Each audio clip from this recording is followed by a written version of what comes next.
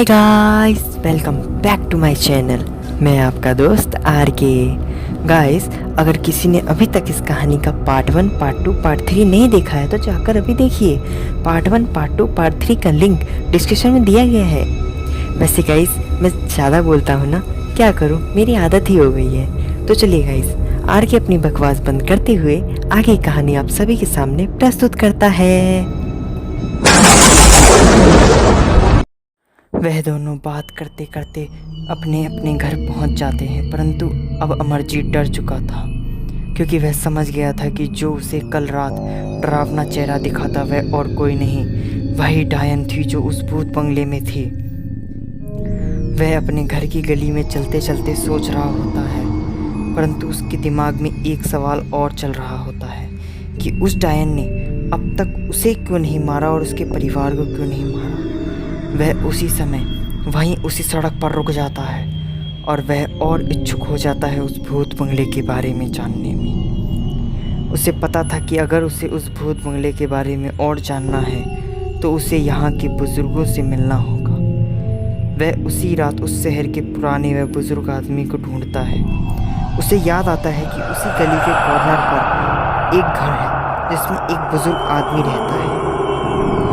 वह भाग कर जाता है और उनका दरवाज़ा खटखटाता है। दरवाज़ा खुलता है और बुजुर्ग आदमी कहता है कि कौन?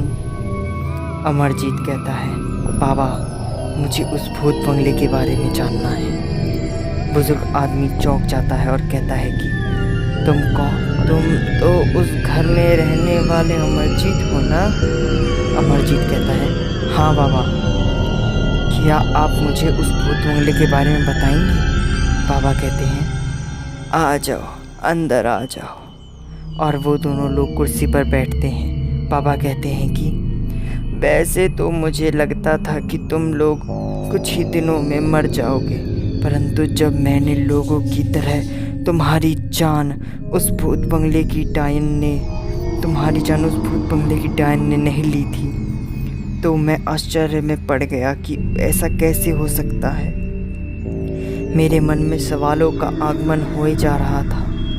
फिर मैंने एक दिन में ही देखा कि उस घर में से पायल की आवाज़ आ रही थी।